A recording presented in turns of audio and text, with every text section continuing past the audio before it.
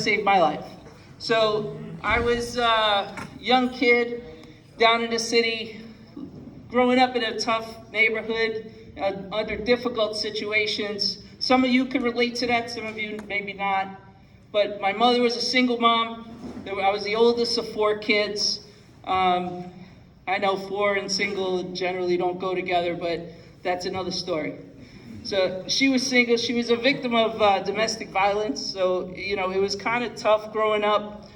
We did the best we could. She wasn't always very strong. She tried. She tried to, raise 4 good kids, and she struggled because she didn't have her own self-esteem under control. Domestic violence will do that to you. So, we had a tough time, and we were all just trying to make our way. I had no business ending up where I ended up. And I will tell you that the reason I ended up there is when I was about 11 years old, I met 2 women. They did not know each other. One was a doctor. She was actually my pediatrician, and the other was an educator in my school. The pediatrician I met because I had a doctor's appointment, and I was 11, and my mom wasn't available, so I showed up. So I showed up to my doctor's appointment with a huge radio, because back then, that made you super cool, right? And ever since that day, this doctor, who was my pediatrician for my entire childhood and my adulthood, to be honest, took a liking to me and kind of just grabbed on and never let go. The educator, on the other hand, was also somebody who was no reason for our paths to cross. I met her in a park and started talking. I mean, that sounds kind of creepy now when we think about it. But, I got into a special program in junior high school, and she saw something in some stupid little kid from the Bronx, and she also grabbed on and never let go. And these 2 women filled the gap in my childhood. These 2 women that had no reason to do this. They got nothing out of this, nothing. But they both held on. They never let go. And when I did things right, they told me. But when I did things wrong, they told me separately. So I got a double dose. So of course, having 2 mother figures in my life, plus my mom, who I adored, but was still trying to make her way. I did what every young girl does, and I got married at 17 and pregnant at 18. So that was my way to get out of the house. I was just trying to make it on my own. I wanted to be a doctor. I wanted to go out there. I knew I could do more, but I just didn't know how, and my circumstances weren't really set up for any kind of success. The people around me were not necessarily successful. So here I am, a teenage mom. I was married at 17, had a baby at 18, divorced by 19. So these 2 people were not very happy with that, but they held on and they never let go. No matter how bad my decisions were, they held on and never let go. So now I'm 19 years old, I'm working in a retail chain, I'm working full-time so that I could pay the babysitter full-time, and I'm stuck in this loop that I'm just never gonna get out of. Work full-time, pay the babysitter full-time, so you could work full-time, so you could pay the babysitter full-time. And there was just no way out of that. And I never thought that I would be able to find a way out of that. And the doctor, who now has been around me for, a handful of years, 8 years, 9 years, says, enough's enough. You're gonna go into medicine. You've been trying to get into medicine, you always wanted to be in medicine. You're gonna go into medicine, you're gonna start with EMT school. I'll pay for it if I have to. And then we're gonna figure out how to get you to med school. I went, okay, well, I don't really know what an EMT is, but I'll do it. I mean, I trust her. And I rustled up the money, I didn't let her pay for it. And I paid for EMT school, and I went to EMT school and ended up getting a job with a private ambulance company. And then shortly after that, got hired by the city and realized I was only gonna be here a summer or so because I wanted to go to med school. And then when I got into this job and I started doing the job, I fell in love with the job, which I think we can all probably relate to, because why are you here if you're not feeling the same thing? I fell in love with this job. This job is exactly who I was meant to be. It was exactly what I needed to be doing. And it turned out to be the longest summer job of my life. 31-year summer job.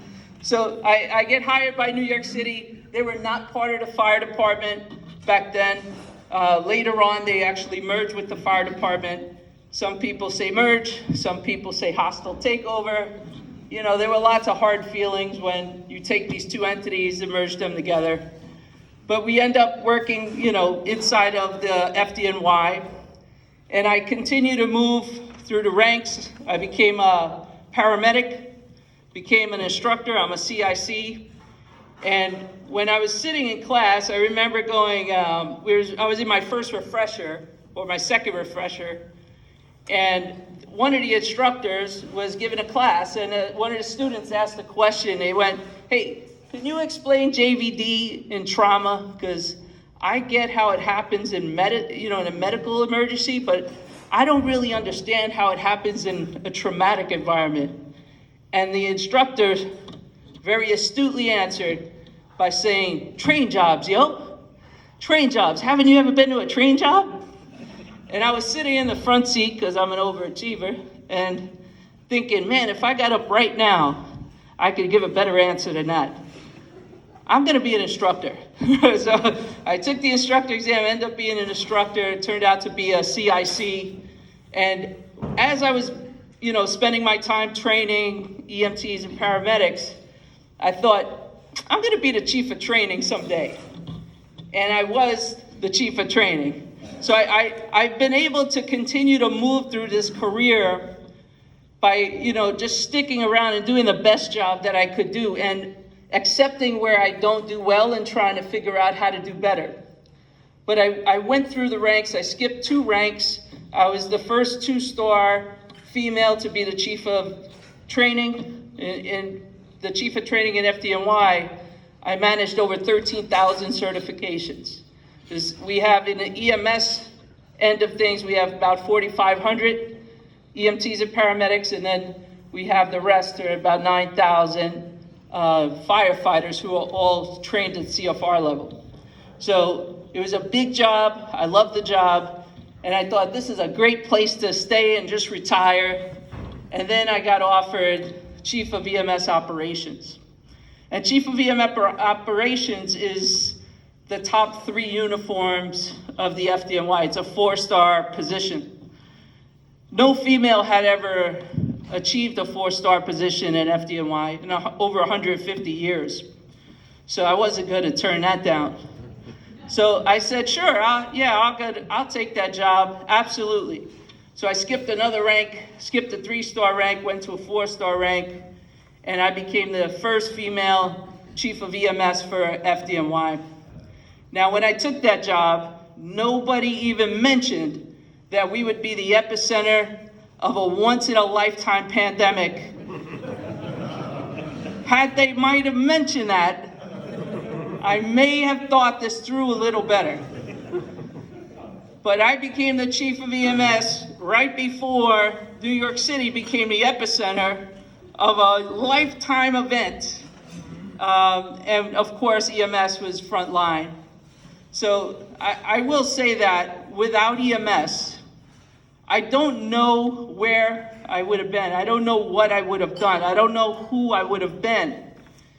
Being in EMS saved my life over and over and over again, and I spent my entire career trying to pay that forward for all the people that we've come across. So it's been an absolute pleasure, even during the pandemic, which was one of the hardest things I've ever had to encounter. And it wasn't just the pandemic, there were lots of things that happened. So let me tell you how I saved the world.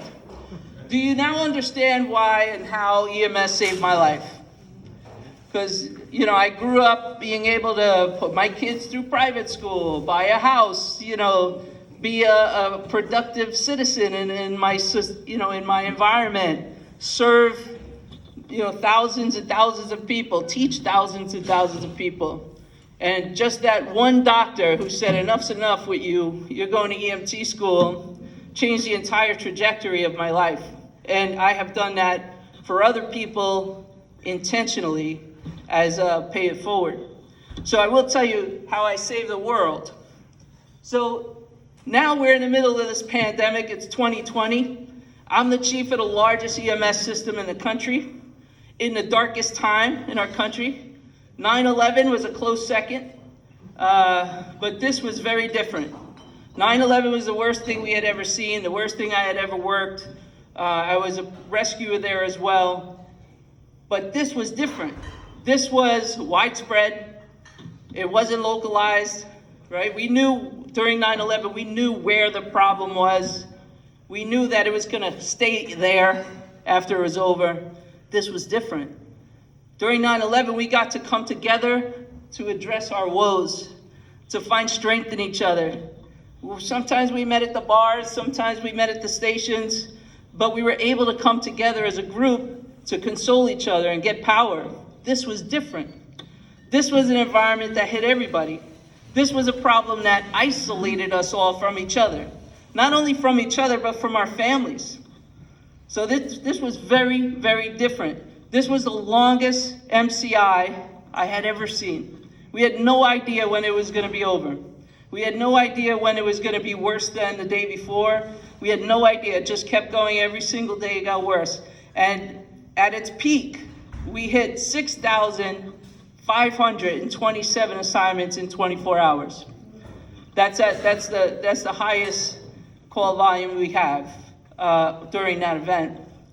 So it was crazy. So, at a moment where we were just having a little bit of a light moment, I had a whiteboard in my office where the rest of my leadership team would come and we would strategize for what we were gonna do during that day or whatever.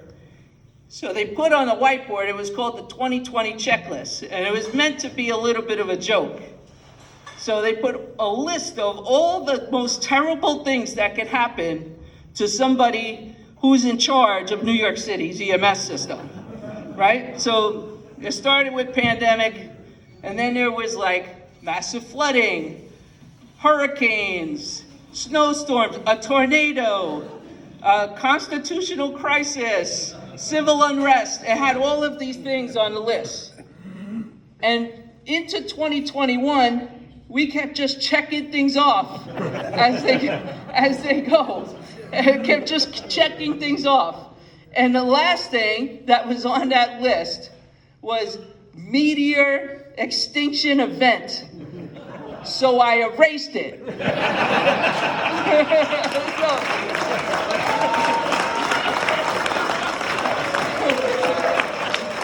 So you are welcome.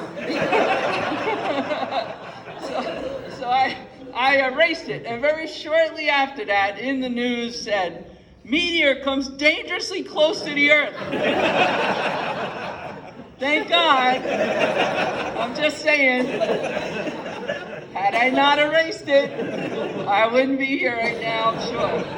So that is how I saved the world. And if you try to trace that back, because that is a very significant event, and I hope you all remember that for the rest of your lives, right? That Lillian Bonsignore, the first female EMS Chief of Operations for FDNY New York City, saved the world unilaterally, right? So, now that that's there, you can take that with you and we can learn from it. And I try to trace back, how did Lil save the world? Well, Lil saved the world because some doctor and some educator who didn't know her when she was young and stupid and trying to survive a very tough situation, took notice and invested and never let go. The reason Lil Bonsignore saved the world is because those two women said, there's more for you. For no reason. They got nothing out of it. And I'll tell you that they're both much older now, but they both have accompanied me to every promotion that I've ever had.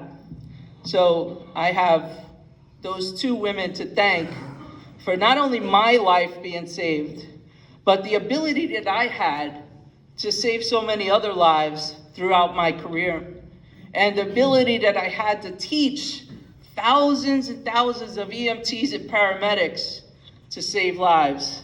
That all happened because one person in one place at one moment saw a kid they didn't know and thought, there's more for you, and never let go.